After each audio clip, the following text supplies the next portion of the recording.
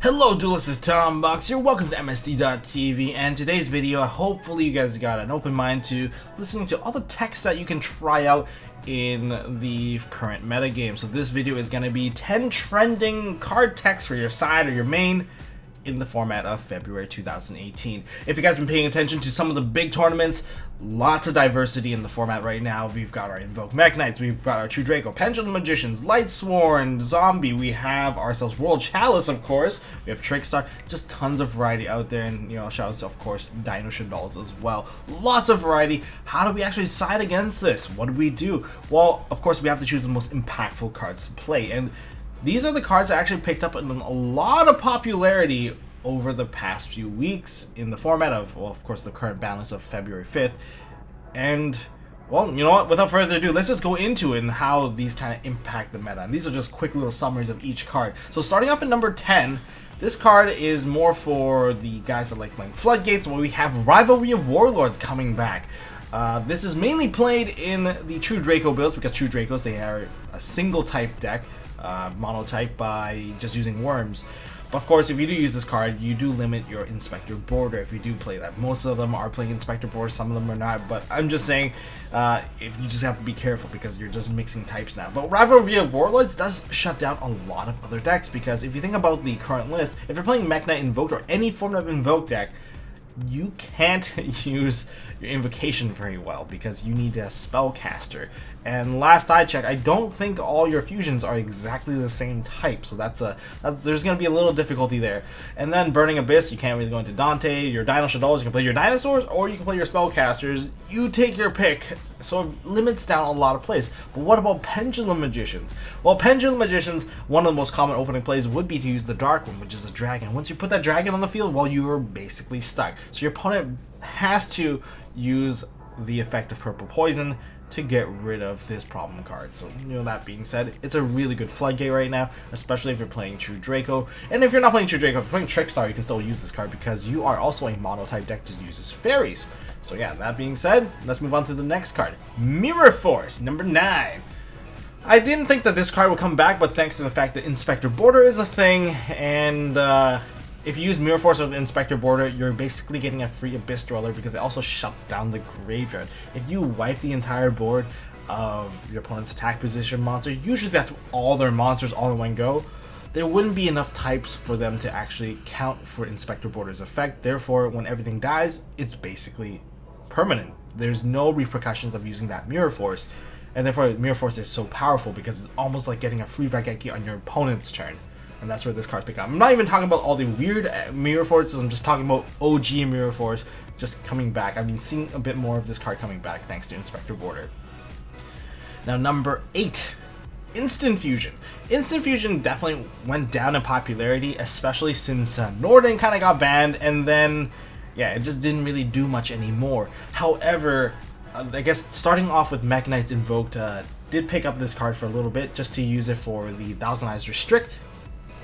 Using Thousand Eyes Restricts effect, you can actually set up the 2 cards in the same column and get yourself a little gateway to special summon all your Invoked dudes, which is pretty nice. And then you can actually link it off in NA to a Linkaribo. Very nice stuff. But Millennium Eyes Restrict, coming out from the recent pack, also made this card picked up by a couple of other decks, because don't forget, Millennium Eyes Restricts effect allows you to turn off some of the hand traps that your opponent has already used, giving you a bit of open reign. And in fact, this whole format, there's a lot more hand trap control. Yeah, and we'll talk about that more in a bit. Number 7, this one's a very fun one. Winged Dragon of Raw Sphere Mode, an upgrade to the Kaiju Tributing. This one is not stoppable by special summoning, because this is a regular tribute summon that can tribute on both sides. Okay, that's neat and all, but why? Well, thanks to Pendulum Magicians being able to spam such nasty boards, well, now we guess we have no choice but to play something that is just as nasty. And I thought that it was a bit of a joke at first, but I personally have tried siding in 3, and it has worked and failed at the same time. By working, I managed to clear off the entire board of issues. By kind of failing, my opponent counterside by shoving in 1 copy of Winged Dragon of Ra. That was a 4K beat stick, and unfortunately I opened pretty badly while playing True Draco, opening 3 monsters of my 10 monsters with the card of Demise, and I could not get a Tribute Summon out, so I died. 4K, swing to the face, and he also put out 2 other monsters with an Astrograph, and I basically, bite the bullet right there. Unfortunate for me, but that is a card that you can consider siding, especially with all these nasty pendulum boards. If you can't break it, might as well break it this way. If you can't afford to evenly match, this is the easiest way to go, especially when it came out in a special ed. Yeah, well, that's pretty fun too. Well, number 6, we have the Solemn Brigade. Solemn Brigade definitely picking up in a lot more popularity. In fact, back row in general, I think has been picking up in popularity as well. A lot more people are playing it. They believe that the format is slowing down. I know some of you guys are going to disagree because, oh, we still have that Pendulum FTK. Oh my god, that thing is cancer. Well, true, but you can't, discount the fact that there's a huge variety out there. And right now, in terms of hand traps can easily shut down the FTK. And you just need the correct Veiler, you just need the correct Drone Lock. Drone Lock definitely hurts him a lot because the FTK does eat up a bit more space in the extra deck, and with that kind of eaten up, they can establish some of the stronger words, especially when they are depending on Astrograph digging out cards. They're just hand traps to actually deal with these things. Well, that's just me saying that the format is a bit slower, so people are more comfortable with running back row. And with back row, there's also Hey True Nate to kind of deal with it. But, I kind of like how there's like a chain of reaction on how people are handling with different cards. Next up, we have another summon-based trap. We have Torrential Tribute. I've gotten hit by Torrential a couple times. If you're playing Pendulum Magician, you don't exactly have a lot of back row removal. Some of your best ones would be the Purple Poison.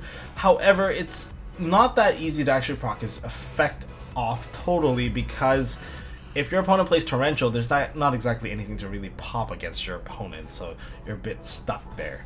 But I've tried to establish my board by going in an all-gas Pendulum Magician deck, and when I made my 2 dudes, it got Torrential. I made another 2 dudes, went to Electrum, it got Torrential, and then when I tried to do a Pendulum Summon, it got Bottomless, and that was just what just happened right there.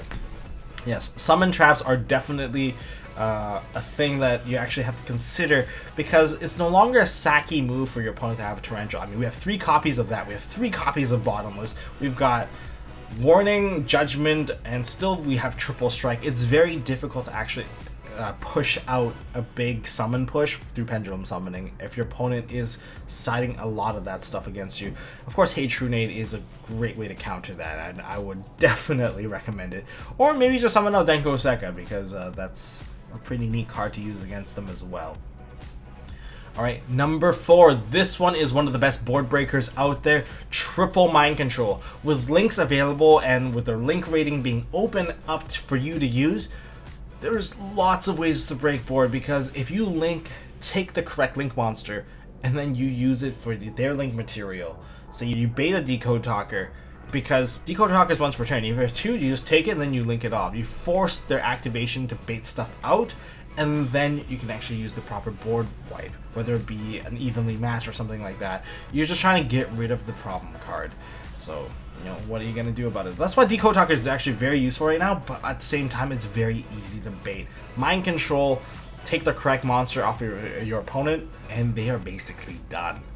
So, board breaking, it's almost as good as Raigeki in my opinion, especially when you can actually follow up. It's like Change of Heart. When you take Change of Heart, you're giving your opponent a minus and giving yourself, well, basically a +1 against them. And if you can use the material properly, then you can actually switch the tempo of the game and kind of shift the advantage in your favor. So Triple Mind Control, definitely consider it. And another spell card that's also very, very good, and every one of their moms shoving into their decks if they don't know what to put in their deck as a filler, it's Scapegoat. Scapegoat is just too good, and I can see this card being in the next ban list just because getting a free Borrow Load, that is way too good, especially when you end phase do it, and then you go ahead and make yourself the, I suppose you can go into, what is it? Link Spider, Proxy Dragon, and then another Link Spider, and then there's your Borrow Load.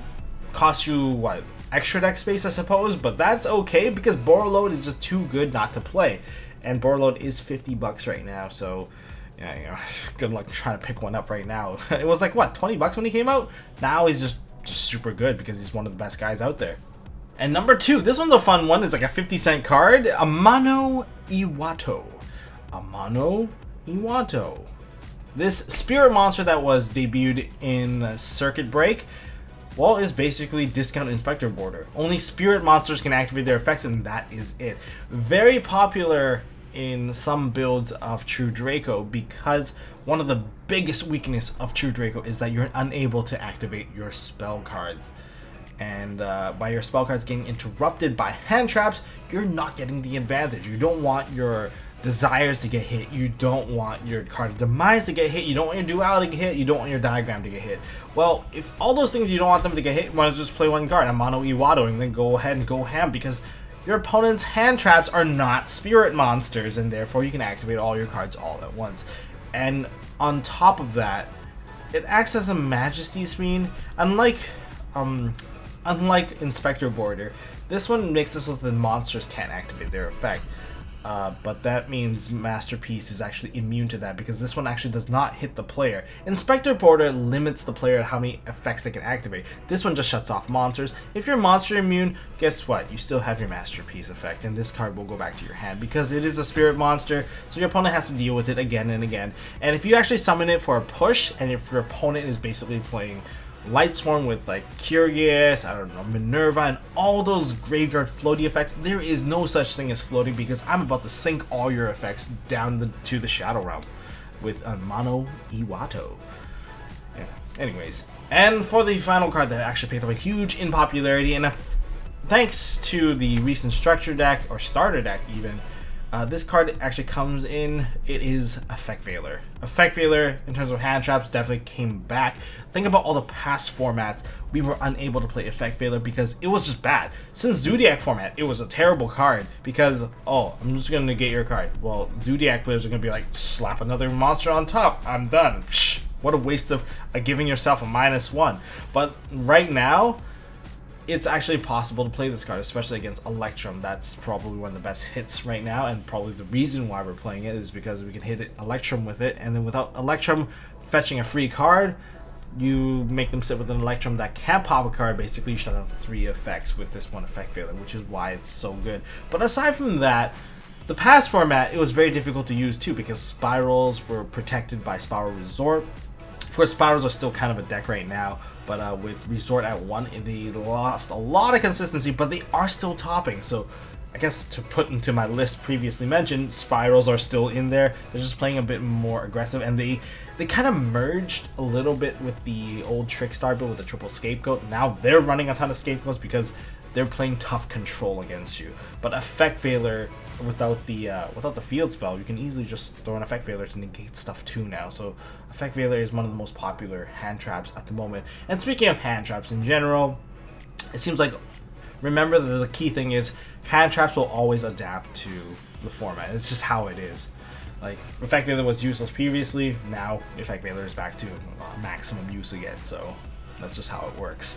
And remember, there's some formats Drone Lockbird's never used, but then Drone Lockbird's still pretty popular right now, especially with such a diverse format. I would say that Ash Blossom Joy Spring lost a bit of popularity due to the fact that the most played deck, most represented deck right now would still be Pendulum Magician, and they are pretty strong against, well, Ash Blossom. Ash Blossom doesn't do very much against that deck, especially similar to how Zodiac kind of did the same thing. But that's all I got for this video. Definitely give out a try, or definitely try out some of these cards that I've mentioned if you want to up your game against your locals, because these are some of the, well, I guess, more popular cards to be played out there. If you guys have a card to suggest, leave it down in the comment section below in terms of like card popularity. These are the ones that just weren't exactly very popular before, and now they of course are, well, some of the most played cards out there. But if I'm missing anything, leave it down in the comment section below. I would like to up my game as well and learn from you guys. If you guys enjoyed this video, hit me up with a thumbs up. If you guys want to see more stuff from MST.TV, hit that subscribe button down below. I appreciate all of you guys. And as always, don't forget to hold on to your MST.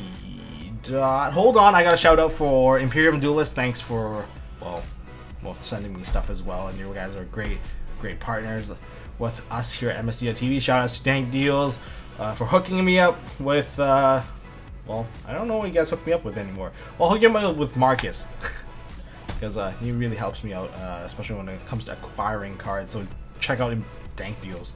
And as always, don't forget to hold on to your MST.TV.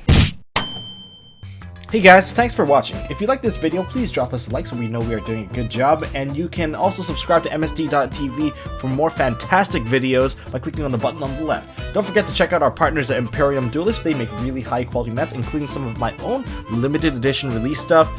And if you want to check out one of our past videos, click here on the right. As always, don't forget to hold on to your MST.TV, and I'll see you next time.